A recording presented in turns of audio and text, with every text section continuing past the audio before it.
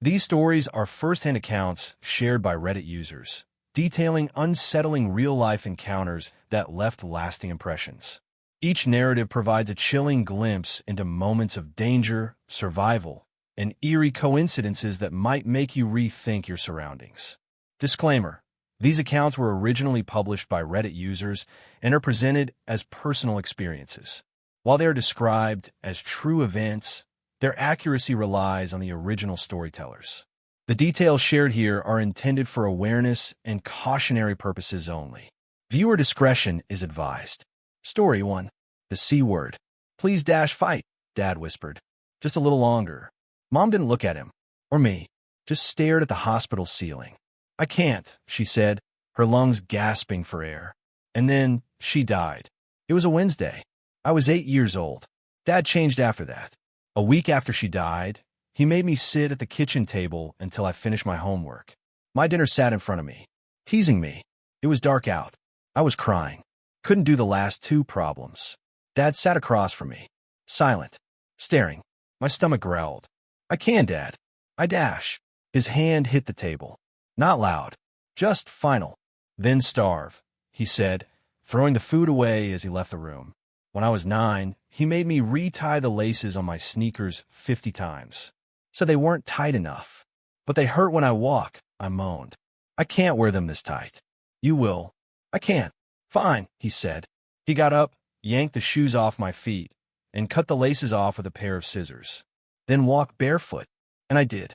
For weeks. At 10, he put a hoop up in the backyard. I missed my first shot. You're not coming inside until you make 10 in a row, he said. What? I can't do that. You will. But it's freezing, Dad. He just threw the ball, walked inside, and locked the door. Slept soundly while I shivered through the night. I made the 10th shot sometime the next morning. Bleeding from the nose, hands raw from the cold. He opened the door without a word. Sometimes he screamed at me, but he never hit. In some ways, I wish he did. It would have been easier. But no, he just wore me down instead. Made giving up worse than death. When I got pneumonia at 13, I passed out at school. When I woke up in the hospital, he was already there. You'll be okay. You'll go back tomorrow, he said. I looked at him, flabbergasted. I can't go, dash. His stare could have stopped my heart. But you will, he said. And I did. Years passed. I moved out. Became a nurse. Something about caring for the dying gave me peace. Then Dad got sick. The cancer came fast. A cruel kind. Ate him from the inside. He barely spoke by the end. Just lay there. Skin and bones. When he died, I didn't cry. Just pulled him back. His eyes snapped open. Gasped. Clawed the sheets. I held his hand tight. Smiled into his pain-filled eyes. A few days later, it happened again. And again. Every time he slipped away, I brought him back. Each time was worse than before. His body trembled. His lungs stressed. Pain folded into more pain. I was checking his vitals when he suddenly grabbed my arm. Please, dash. He somehow managed to say. I can't.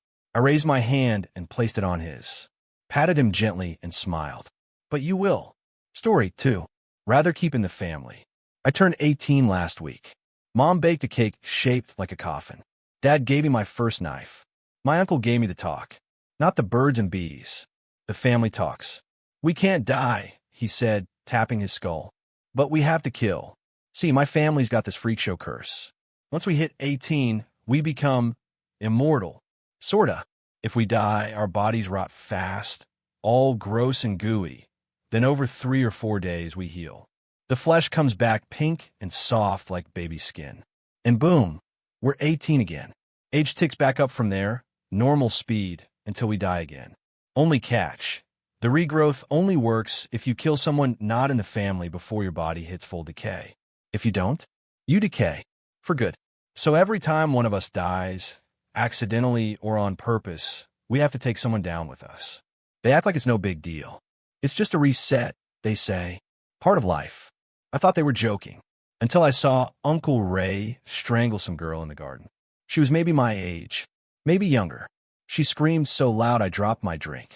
He didn't even flinch. Said he cut it close this time. Needed to catch up on his cycle. That night, I locked my door and didn't sleep. I thought about her face. The way she clawed at his hands. So I made a choice. For the next family dinner, I smiled, passed around the wine, and played nice. I'd slipped poison in their glasses. They laughed when they realized. Won't work, Maddie. My aunt wheezed as she collapsed. We'll be back by Sunday. Yeah, I know. That's why I spent the next few hours dragging their bodies into the boat shed. Wrapped them tight in chains. Heavy ones. Bolted shut. Sunk them into the ocean near Dead Man's Cove. The pressure alone would crush them. But even if they regrew, they drowned before they could swim up. They'll come back. But not for long. Now I'm sitting on the edge of our dock. My phone's buzzing with missed calls. Probably neighbors who saw me with the bodies. Or some detective looking for the girl Uncle Ray killed. I don't answer. The revolver's in my lap. 6 bullets. 1 for me. The thing is, if I die now, no reset. I didn't kill anyone. That's the point, though, isn't it? No more cycles. No more screaming. No more family dinners soaked in blood. I watch the tide roll in. Smells like salt and rust. Finger on the trigger. I'd rather stay dead. I pulled it. Story 3. Read this letter immediately. By the time you read this, I'll be gone. No. Sorry. That's a terrible way to start a letter. Let me try again. Your name is Maven. You think you're 16 and living in Carmel, Indiana. You kicked Mrs. Pointer's dog in 3rd grade and blamed your neighbor Angela. You have a crush on Kitty Furson, the college student who works summers at the Broad Ripple ice cream shop. I know all this because I'm Maven too, and we're not 16 anymore. Well, technically speaking, I'm about 11 hours old. And you, if you're any good at following instructions, are minutes old. Fresh off the copier. No, sorry, I know that made no sense. Sorry. Damn it. It's hard to think with that clock ticking away. Counting down to the reset. Just so you know, don't waste your time trying to smash the clock. Whatever the face is made of, it's far sturdier than glass. You're welcome. Anyway, the reset. I suppose that's as good a place to start as any. You wake up at 9 a.m., and you'll fall asleep at 9 p.m. After you fall asleep, that's it. You're gone. Reset. A new version of us will wake up at 9 a.m. the next day, with no memory of the previous day. I know this because of the letters the previous versions of us left. They're under the bed. Take a look through them when you've finished this one. It's not like you'll have anything better to do. Our leading theory is that we're some sort of cloning experiment that was just left on indefinitely. Maybe some researcher forgot about us. Or maybe there's no one left to turn us off. Whatever the reason, the important thing to know is that you have 12 hours. And I have a few requests. First, please write a letter for the next of us. It saved a ton of time. You'll understand when you read the previous letters. Second, do you see the keypad lock on the door? It takes a 6-digit code and allows 3 unlock attempts per day. I'll write down the last code I tried. Please try the next 3 and write down the last code you tried. Finally, if you're the lucky one to open the door and get out of here, I'm sure the world has changed a lot since we were locked away. I hope you'll find a place in it. I hope you'll walk the old railroad trail and get a cookie butter shake with a cherry on top. I hope you'll experience enough life for all of us. That's all. The rest of your time is yours to use as you please. A life-size pencil portrait of Kitty Pearson is in progress on the far wall, if you're bored and looking for something to do. The last code I tried is 712898. Story 4. Project Cross-Eyed, The Other Side. Kokoro's severed head lands with a sickening splat, blood pooling beneath the twitching strands of her twin tails. Her body crumples in another direction, the last echoes of nerve spasms rattling through limp arms and legs. But the silence doesn't last. A wet gurgle erupts from the stump of her neck as the body suddenly lurches upright, blood spraying in violent spurts. Her severed head, lying a few feet away, jerks once, then splits grotesquely. From the base of her neck wound, pale, glistening limbs unfurl, insectoid and jointed like a spider's. With a grotesque click, click, click, the legs lift her head off the ground, violet eyes glowing wide, silver excess in her pupils catching the light. The body stands without its head, staggering like a marionette with cut strings, arms reaching out as if searching for something. Meanwhile, the head skitters forward on its new legs, a nightmarish parody of her once charming self. And then, head and body turn toward each other, both moving in uncanny unison, as if some unseen force still binds them. Kokoro gently nestles her head back onto her shoulders with a sickening squelch. For a moment, she sways, then blinks rapidly, tilting her head with that same sweet smile she always wears in class. Her lips part, but instead of words, a grotesque, stuttering noise forces its way out. Ert. Lucky Boy jolts awake, clutching his chest as if the sound had followed him out of sleep. His breath comes ragged, sweat plastering his hair to his forehead. He looks around wildly before realizing he's in his bed. Just another nightmare. He sighs, sinking back in a mattress. Another nightmare about my neighbor Kokoro, he mutters to himself, shuddering. She's one of my closest friends. She's perfect at everything, but... His words trail off as he glances toward the window. Across the way, a light flicks on in Kokoro's room.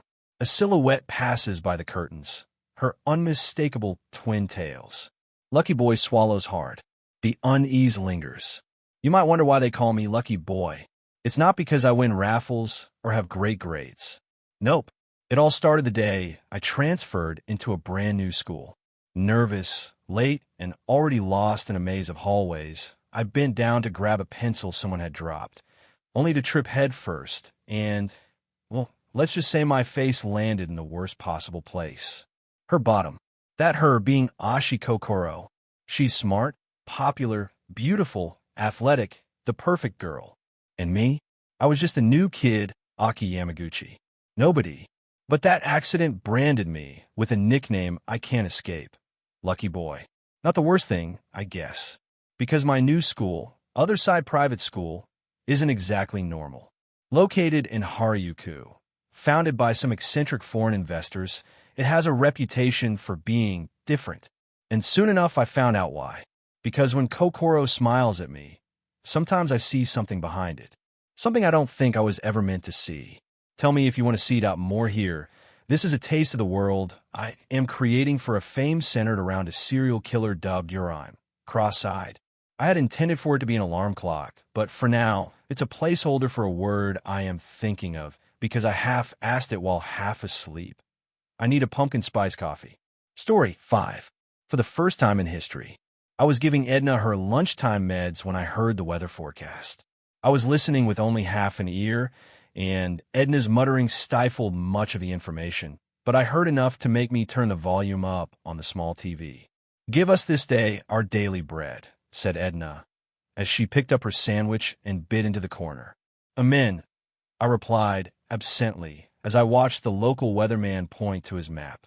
There were areas marked in red, a stark contrast to the whiteness of his face, and I felt my stomach lurch in response to his words. Don't go outside, he advised. Don't leave your house unless absolutely necessary. Stay at home and remain undercover. Edna had dementia and was rarely aware of the outside world beyond her scriptures, but she must have sensed something wrong in my attitude as she stopped eating and regarded the TV with narrow, suspicious eyes. What's happening, nurse? She demanded. I've been caring for her for 4 years, yet she still called me nurse. Bad weather, Edna, I told her. We need to batten down the hatches. She snorted. My mother survived the blitz with nothing but the clothes on her back. Praise God. I ain't worried about no weather. I nodded at her, but still left to bring the patio furniture inside. It began half an hour later. Something hit the roof with enough force to shake the house. Edna was flying high on the effects of her recent meds, but looked upwards at the impact. I shuddered and was still tense when the second impact came. What's happening, nurse? Demanded Edna, clutching the arms of her chair. Lord, help me. I didn't reply. I was looking out of the window. The body hit the lawn at such a high velocity that it burst, blood and gore spattering the living room window in an almost graceful arc. I recoiled instinctively, just as a thick clod of meat hit the glass in front of my face. There was a nipple within the mess, and something that might have been a portion of penis in the wad that followed. The window cracked under the stress, a thin line webbing the glass. Staggering backwards, I watched through a red mist of blood-spattered glass as another body exploded on the roof of the house opposite, hitting the angle of the tiles and effectively cutting it in half. The leg half slithered down one side, disappearing out of sight, whilst the torso slid slowly down facing me, a pair of upside-down, lifeless eyes staring straight out from a bearded face, a trail of guts clinging to the roof tiles. I choked down the vomit that was rising in my throat, burning an acidic path. "What's going on?" shrieked Edna, her fear bursting through the cloud her meds had created. "It's happening, Edna," I told her, my voice shaking. "It's raining men." "Hallelujah," said Edna. Story 6. My husband's death didn't save him.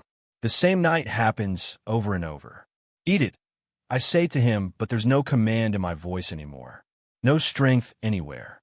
He at least sits at the table, but he doesn't touch anything, his mind somewhere else. I can't make him eat, but there are some things I can still make him do. "Are you thinking about her?" I ask, already knowing the answer. He keeps looking away. "Just not about what you did. No malice. Just a fact." I turn to the sink. He's silent as he leaves, but I know he's gone before I turn back. He tried to blame me at first, the late pregnancy miscarriage, but the bruises added up. "It's just your arms," he said, the grabs, the shaking, but he couldn't see inside. The bruises multiplied after it happened.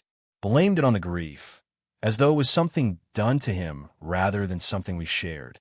He's back now, sat at the table, with the evening sunlight cutting in through the windows, cutting in through him. He probably still thinks he's having it worse. When I walked into the house that night, 9 weeks after it happened, he'd cut his wrist with a knife I didn't know he'd bought. His fading eyes looked at me in a way I could almost hear. So I said it shrieked, "No, this doesn't absolve you. This isn't, I don't forgive you." His face changed, from peace, almost serenity, to twisting too late rage. After his funeral, I wasn't scared at the things that banged in the night. I was glad. There was nothing in me left, but now, at least, some purpose. All I have to do is forgive him. 3 simple words will send him away, give him the peace he craves.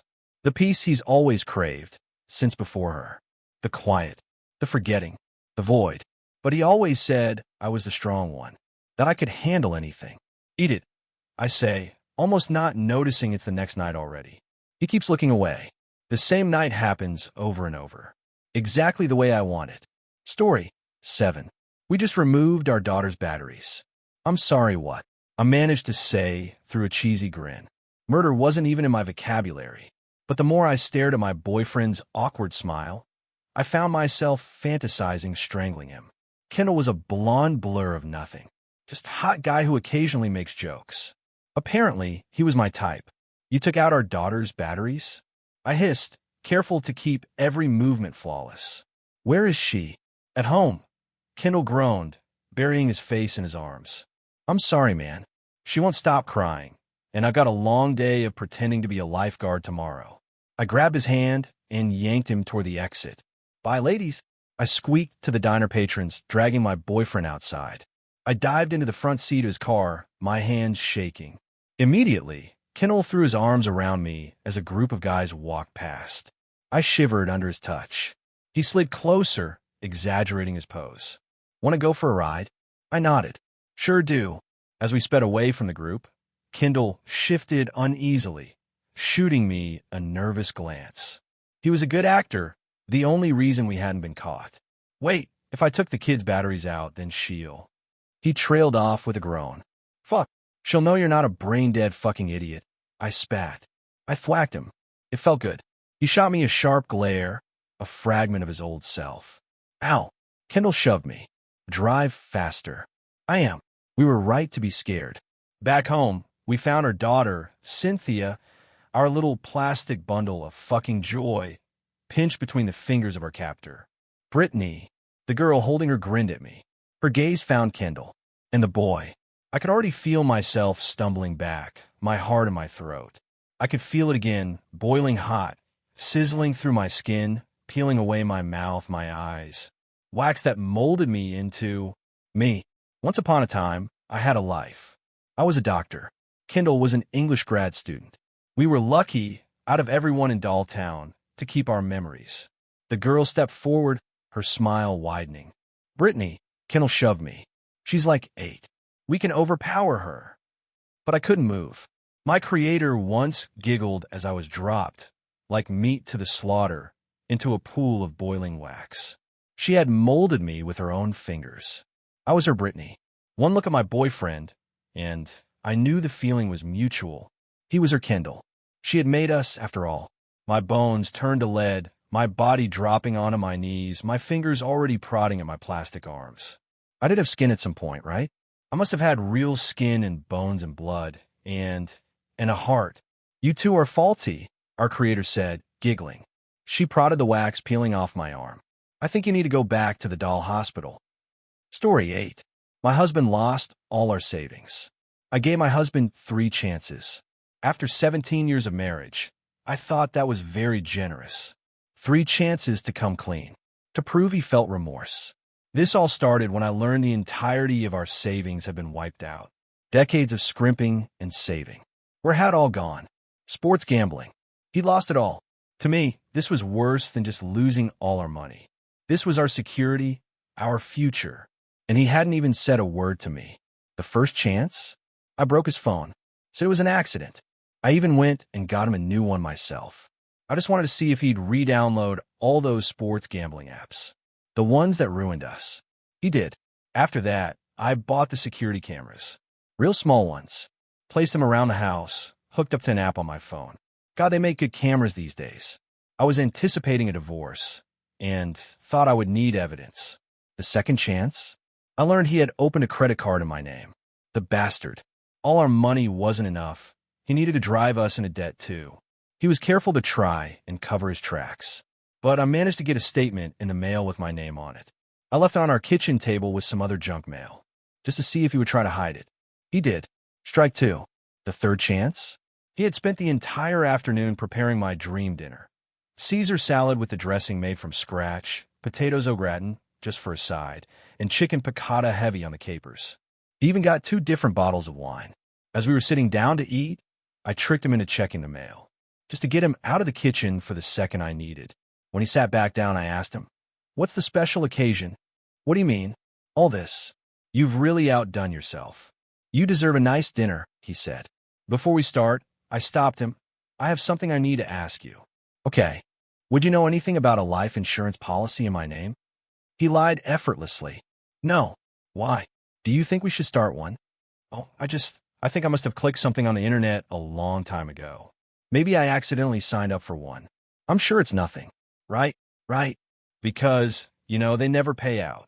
"Really?" "Never. They never pay out." I had backed him into a corner. He was beginning to crack. He picked up his glass of wine and started swigging big, uncomfortable gulps. "I have a confession," I said. "I've been watching you on the security cameras I installed." "Yeah, there's a neat little app." What are you saying?" "I saw what you put in my wine, which is why when you checked the mail, I switched our glasses." Story 9. The tape. The box was wedged behind old tools and paint cans, a sun-bleached cardboard relic left to rot in the corner of Aaron's garage. He hadn't been in there for hours, and now, pulling it out, he realized it was full of VHS tapes, dusty, unlabeled, most likely junk from the previous owner. One stood out.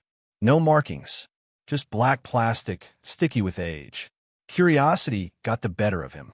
He dragged the old player from the attic, hooked it up to his TV, and slid the tape inside.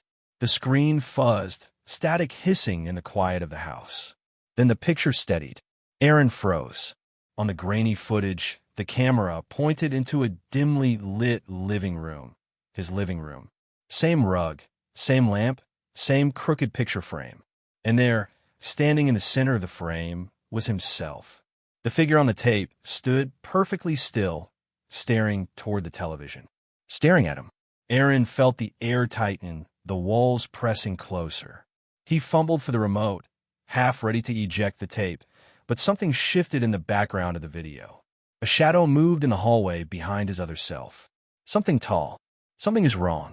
The creature crawled out slowly, its joints bending backwards, head scraping the ceiling. Its face was a blur of pale flesh, mouth yawning open too wide. It slithered up behind his taped self, raising long, hooked fingers. Aaron's breath caught. He shot his eyes up from the screen. The hallway door in his real living room creaked open. In the darkness, something leaned forward too tall, too thin. Its eyes, if they were eyes, gleamed with wet hunger as it stepped into view, just like on the tape.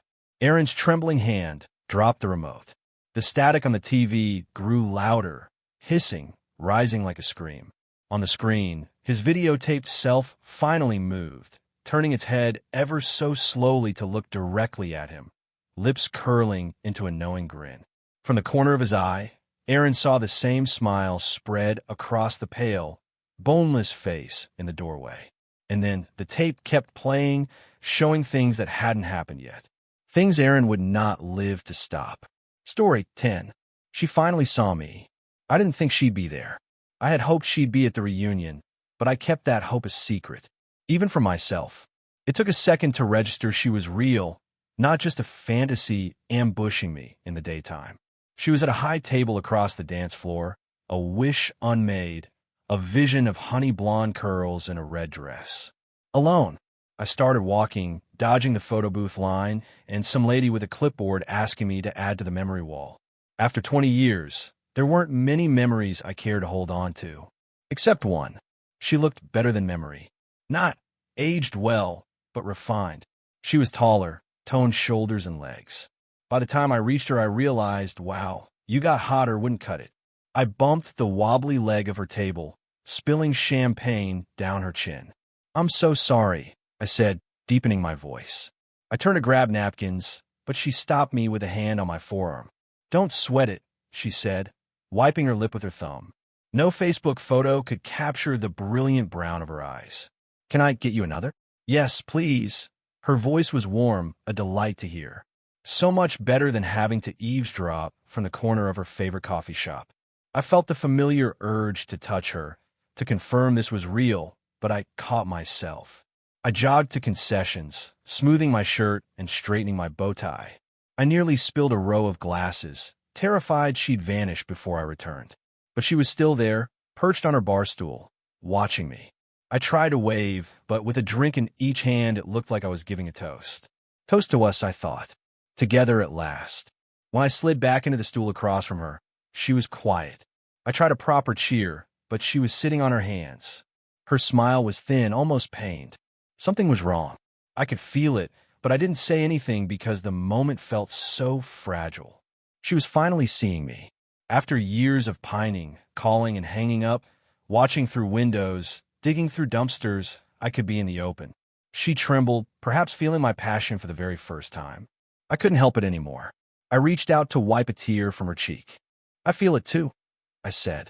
This was meant to. A weight slammed into my ribs before I finished. I toppled off the stool, clawing at the Kevlar vest of the police officer that tackled me as my head smacked the wooden floor. You said you wouldn't let him touch me, my love cried, her distress breaking my heart. Another officer locked my hands behind my back as the crowd gasped. My love faded into the background, but I could hear her voice from anywhere. I told you he'd do this. I told you he was dangerous. I told you. Story 11. Labor Day union dues and blues. The factory yard always smelled the same on Labor Day. Beer and charcoal, grease still clinging to our skin from the morning shift. Someone dragged out a speaker, blasting old blues records, and the men clustered around dented lawn chairs, laughing too loud, like they always did after a 12-hour run. Delirium and exhaustion. Another year, another dollar, Eddie muttered, clinking his can against mine. You're paying them dues this year, rookie? They all chuckled at that, like it was the funniest thing in the world. I laughed along, though I didn't get the joke. I'd only been on the floor 6 months, still figuring out when to talk and when to keep my mouth shut. As the night wore on, the older guys grew quieter. The music played on as one by one, they drifted toward the shadows beyond the lot. Nobody said where they were going. Nobody invited me. But curiosity burned worse than the cheap whiskey in my chest. I waited until they thought I wasn't looking, then slipped after them. They headed into the plant. Dark windows, steel doors yawning open. The machines inside loomed like sleeping giants, presses, welders, conveyor belts frozen in place. I'd never seen the floor so silent. That's when I heard it. A steady hum rising from deep inside the walls, like the factory was breathing. Rookie, a voice whispered. Eddie stepped out of the shadows, a wrench glinting in his hand. His face looked older than it had an hour ago, worn down and hollow. Wrong night to be nosy, kid. Behind him, the others stood in a circle around one of the presses. It was running now, even though nobody had clearance to touch the switch. The gears turned slow, steady. "Hey man," I stammered. "I don't know what's going on here, but I don't want any trouble. Won't tell a soul." My voice shook. Eddie chuckled. "You enjoy working here, don't you, rookie?" he asked, nodded toward the machine. "Well, the union's been here longer than any of us. You think this place keeps running on steel and oil alone? Nah, takes blood to keep these gears turning." He stepped towards me. "To keep their wages high." Hands clamped down on my arms. The circle opened. "Every Labor Day," Eddie continued, softly, "we give the factory one of our own. Dues paid. Jobs saved. Families fed. I fought, but their grip was iron." The machine's mouth yawned wider, gears glistening with stains I didn't want to name. "Don't fight it," Eddie whispered in my ear. "We all got the blues knowing our turn was coming. Luckily for us, though, we can all worry about it next year. You're a hero, rookie." The press shuddered, the hum deepening until it rattled my body. I realized the whole factory was awake now. Lights flickering, belts twitching, 1,000 tons of steel waiting for me. And then, over the roar of the machines, the workers began to celebrate, Eddie's voice floating above. "Another year, another dollar, fellas." Story 12. Home. The toxins of blood flood the world of filth. The iron rusts anything in its path. The proteins weaken me though I seek strength. White cells feast on my skin, tearing flesh from my bones. What? I knew if I cut this it would happen. I know the hate it feels for me as it pours from my wounds. All I wanted was peace. Now I rest within the puddle of my sin. There is no penance, no forgiveness, only the rot left in its path.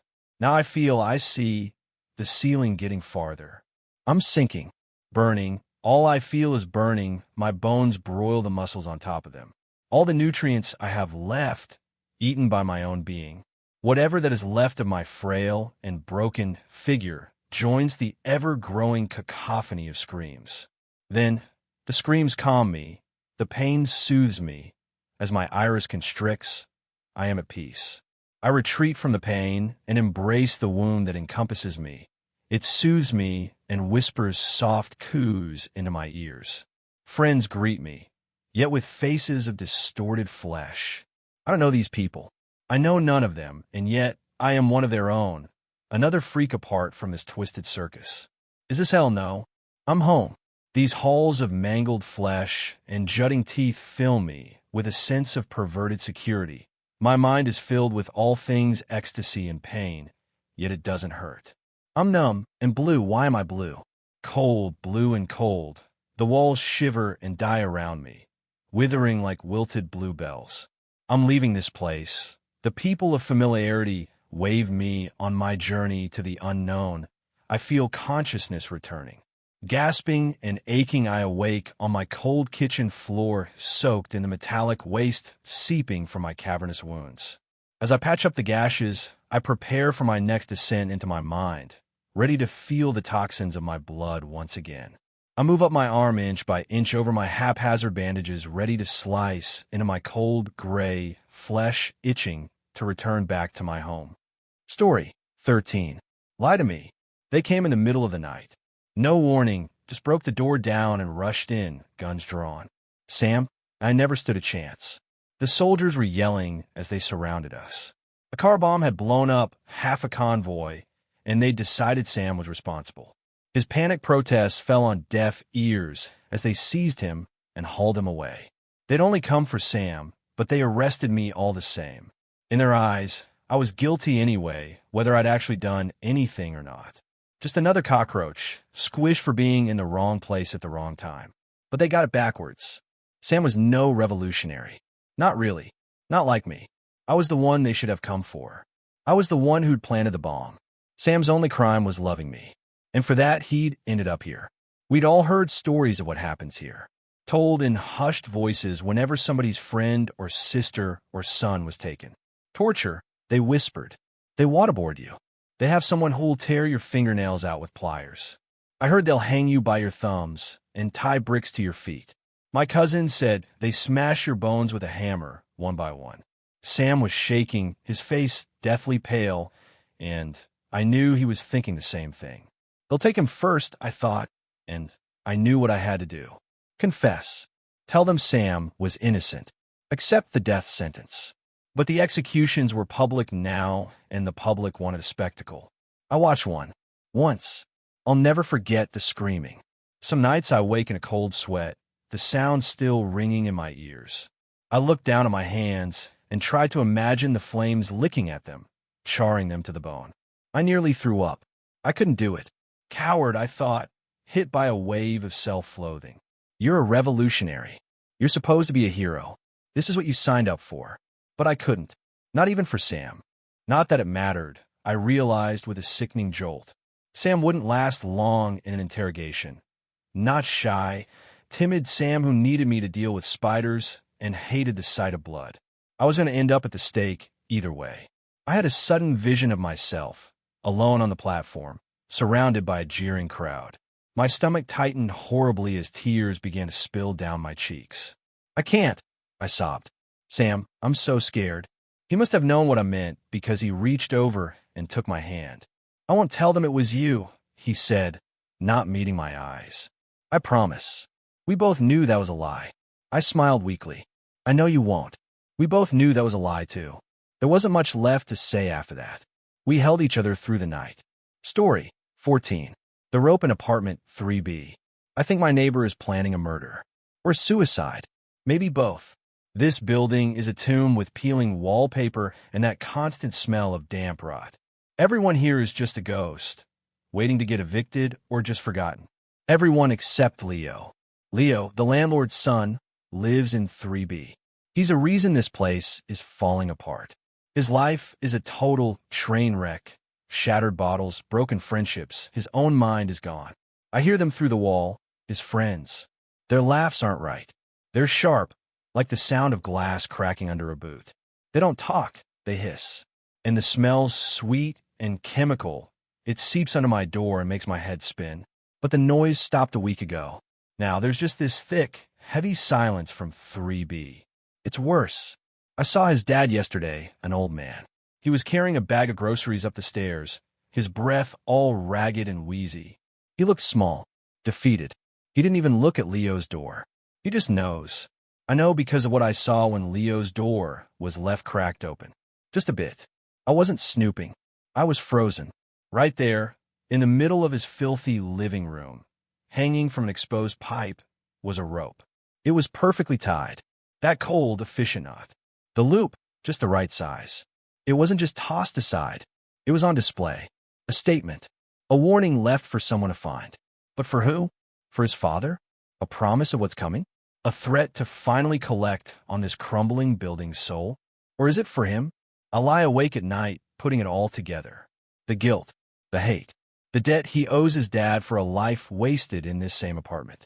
Maybe the final price isn't taking a life, but paying with his own. Some twisted, final act of penance for every rotten thing he's done. The rope just hangs there, waiting. It's a question mark made of rope. And last night I heard it. A soft, scraping sound from the other side of the wall, like rope being dragged against something rough. My blood ran cold. I pressed my ear to the cold plaster. Silence. Then, a faint creak. The sound of weight settling on a warped floorboard. Right on the other side.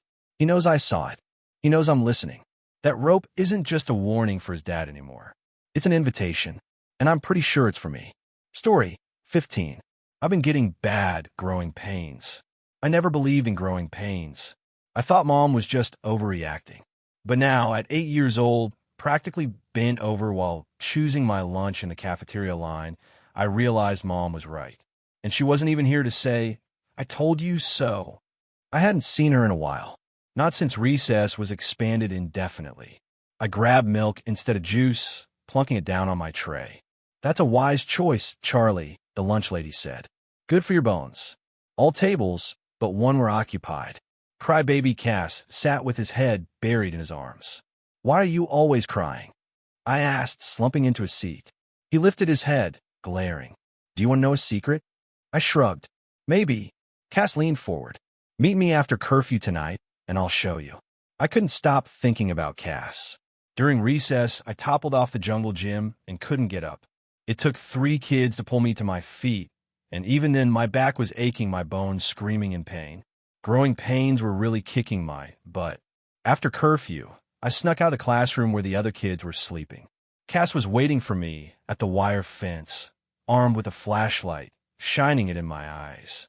"Knock it off," I snapped. Cass helped me jump over the fence, the two of us landing on rough concrete. I reached out my hand for him to help me up, blinking rapidly. But instead of Cass, an old, wrinkled man hovered over me. I sprung back, a cry clawing in my throat. "Cass's grandpa." The old man's smile faded. "It's me," he said softly. "I'm Cass." I opened my mouth to reply, but then I found myself staring down at my hands, thick wrinkles splitting my skin, and suddenly the pains in my back made sense.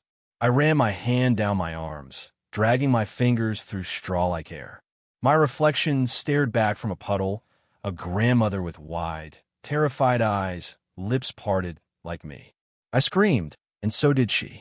Her eyes were sunken, hollow sockets, her skin a pale, sickly yellow, like I was rotting. "No." I shook my head, squeezing my eyes shut.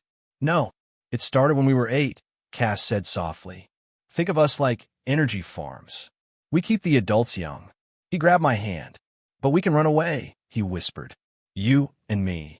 I stumbled back. "No," I said. I hauled my frail body over the fence, tears stinging my eyes. "No, no, no." Landing on my knees, I stared down at my young hands, my young bones. I was 8. I like SpongeBob and slime, and my mommy was coming to get me. Charlie, Jonas, one of my friends, ran over. I pretended not to see the stumble in his step. "Want to play football?" I ignored the ache in my rattling bones. Growing pains. "Yeah." Story 16. Don't look back. The warning came at midnight. A voice, not from a phone or speaker, but inside everyone's head at once. Do not look back. No matter what you hear, no matter what you feel, do not turn around. At first, people laughed it off, made jokes online, called it some kind of mass hysteria. But when the first screams came, blood-curdling, endless, no one laughed anymore. I was walking home when I felt it. A pressure behind me, like someone breathing on the back of my neck. My shadow stretched unnaturally long under the streetlight, curling at the edges like smoke.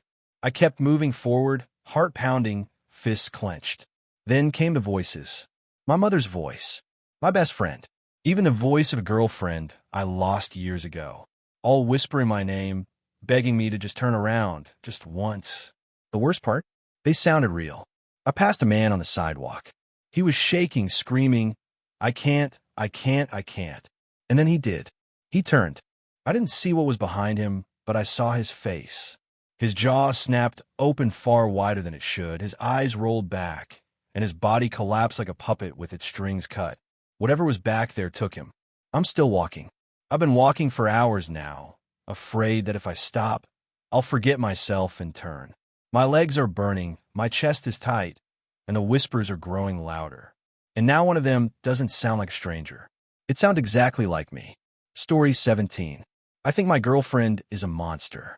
My girlfriend, 21, and I, 23, have been dating for a few months now. We both bonded over the great outdoors, guns, and big trucks. When I first met her, there wasn't much to say, but how cute she was. Add that with the fact she knew how to handle a gun and drove a truck with one hand on some dirt, uneven trails. She's perfect, honestly. But I've begun to notice some odd stuff as things started to settle down after the height of our new relationship. She rarely spoke about her parents or any family members, never even got to learn where she was from, or to be specific, the exact location. All I got was the usual, "I flocked from the Midwest," she said with a chuckle, like she just told a great joke, and gave me this look with a twinkle in her eyes that suggested she didn't want to talk about it anymore. So I dropped it like I always did. Her residence wasn't the only thing that bothered me. She also doesn't seem to sleep from what I know. Well, she does sleep, or at least I think she does. Because there are times when I'd be sleeping and just wake up in the middle of the night and see her in bed next to me, reading a book or just sitting in the dark. And she seems to be fine in the morning, no bags, no fatigue. Just a face full of energy that's ready to take the day by storm. Honestly, I don't know how she does it. Oh yeah, there's also the dogs and cats thing. She hates pets with a passion for some reason. When I suggested a puppy for our shared apartment, she quickly shut down the idea. But I guess the hatred was mutual because every dog and cat that we encountered growled, hissed, snarled, or barked at her. There's also this one thing noticed when we went camping this one time. I didn't think much of it, but it's starting to make more sense now that I think about it. After we parked our truck by the parking lot and signed off our names and headed into the woods, the forest was lively. Birds were singing, crickets and other insects were doing the usual anthem of the woods. But as we got to the epicenter of the noises, which is also the spot where we decided to set up, the noises just suddenly stopped. Nothing, no birds, no insects. Just eerie silence with an ominous breeze coming through. Got real quiet suddenly, didn't it? I said, but what she said next threw me off completely. That's just what happens when I'm around. You get used to it after a while. Her face was blank when she said that. No smile, and not even her usual snarky cringe she does usually. She was dead serious. I never really thought much about it at first. But I've been online recently and have seen multiple videos about skinwalkers, wendigos, and other paranormal stuff. A forest going quiet out of nowhere, according to a video I watched, is not a good sign, and it got me thinking. Was something in the area where we were, or was the woods reacting to her? I'm still on edge now, looking at her with that smile that I've come to find disturbing recently. Story 18. All the pretty things. I am a reclusive old man living alone in the Appalachian wilderness, and I've lived in my little cabin for the better part of 50 years without incident. However, recently, things have started showing up on my doorstep, and the contents are horrifying. It started with a note. A sheet of notebook paper I found taped to my door one morning. It read, "It's the pretty things that matter," scrawled in black ink in large lettering across the page.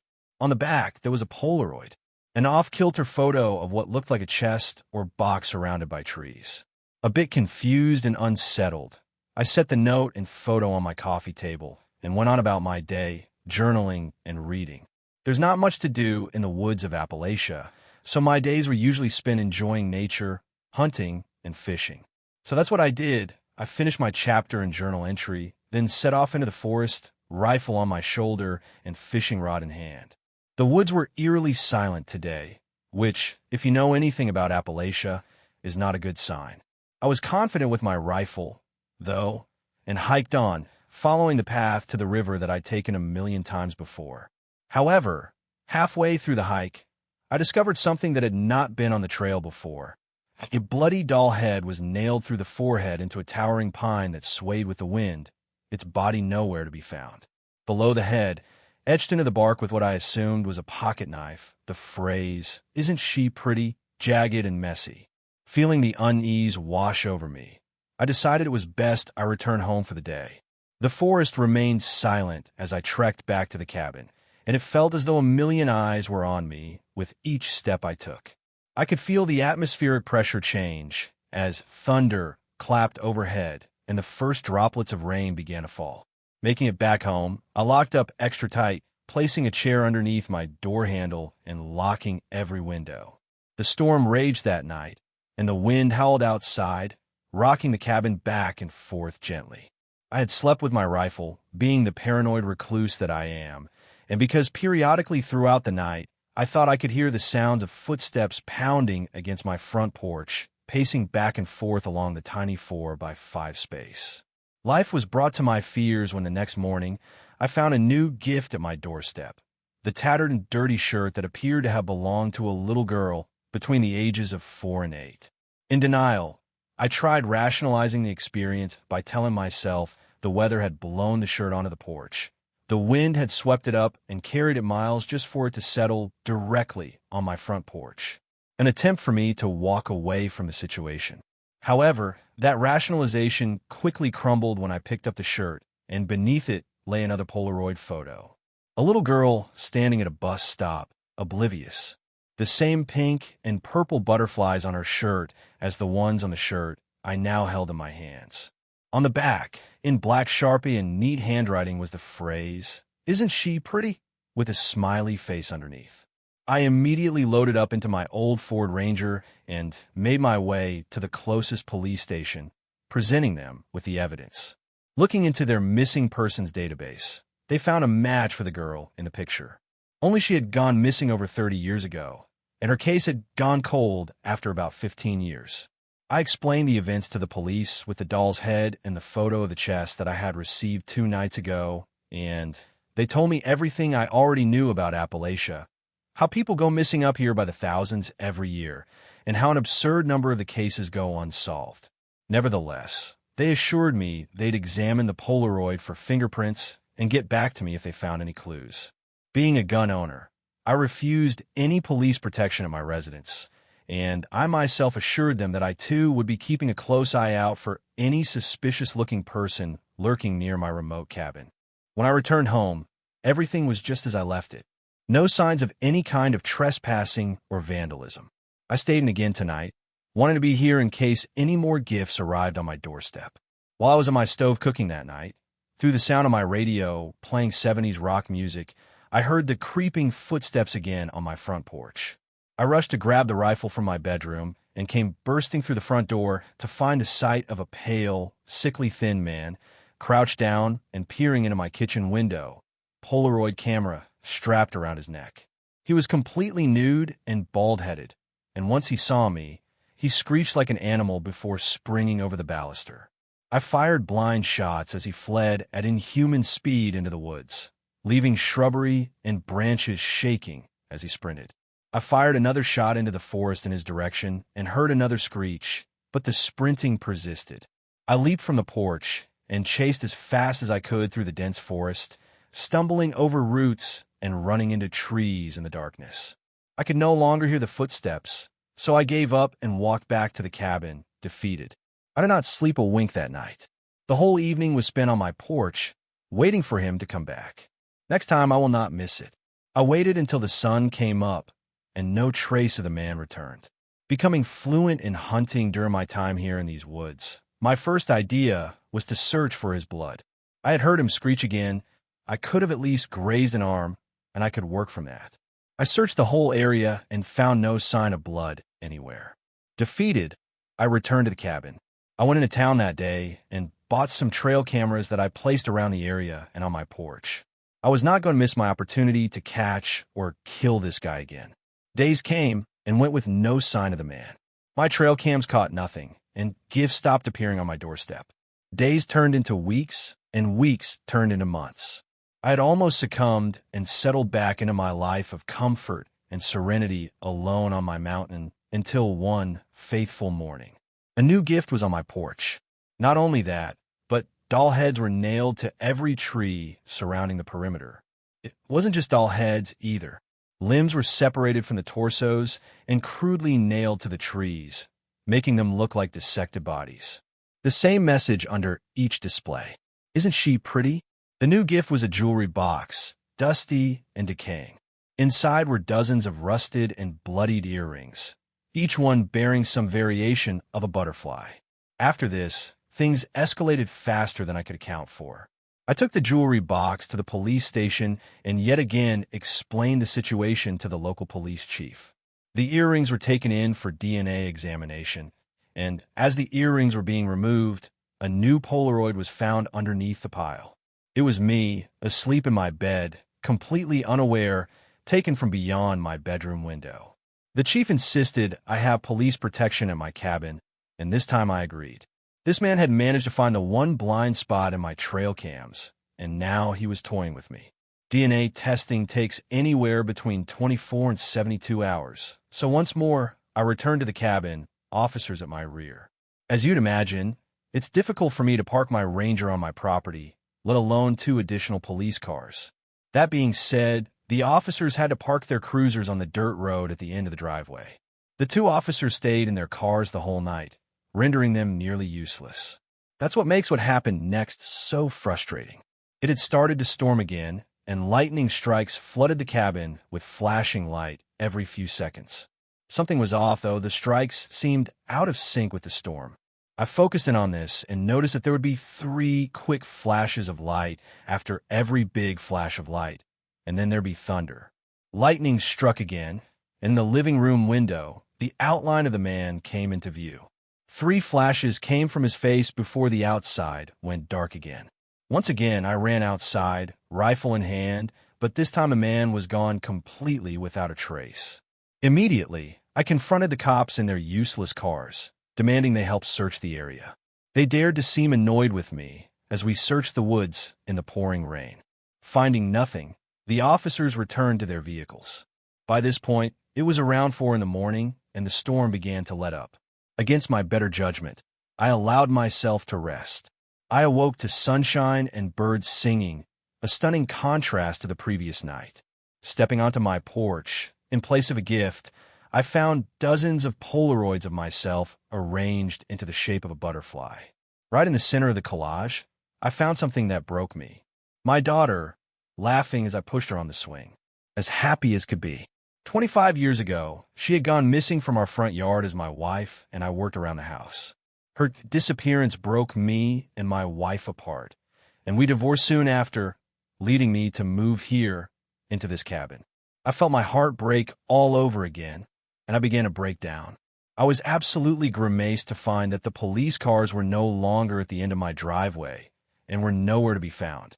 I lost my mind. I stomped through the forest screaming at the top of my lungs for the man to reveal himself, for him to show himself to me, and to stop being such a coward. The forest had grown silent again, aside from the sound of leaves rustling around me. The noise surrounded me as if something were running in circles around me, studying me. I couldn't even discern where it ended, but when it did, it was immediately replaced with a single sound. Click! My shroud of sanity fell, and I fired shots wildly in all directions.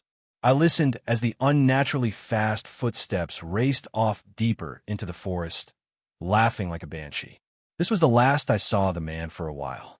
DNA evidence from the earrings came back as a match for 36 different missing children from the 80s and 90s. This time, a whole team came up to my little cabin and searched extensively for miles. Unbelievably, a warrant was served for the search of the cabin itself, which I obliged, too tired to care. The search went on for months, and nothing was found. I'd stare at the pictures of the man, naked on my trail camera, and burning hatred fill my heart. Murderous resentment that would keep me awake at night. The last gift the man has left me was his box from the first Polaroid he ever gave me. A traveler's trunk that you'd see on a train. Across the top, the phrase, "all the pretty things." I opened it to find dozens of doll heads along with dismembered arms and legs made from hollow plastic. I found a variety of clothing, all with butterflies stitched into the fabric. But above all, I found pictures of dozens of little girls, none older than 12. Blood speckled the top of the pile, and I wanted to throw up, staring into the case. I kneeled there over the box, completely lost for words and in a trance for what felt like hours. The one thing that snapped me out of this state was when I heard the rustling of leaves off in the distance, followed by a sound that broke me. Click. Story 19. The Whisper of Trees. It was the 3rd night at the dormitory. The thunder rolled across the skies along with fierce lightning.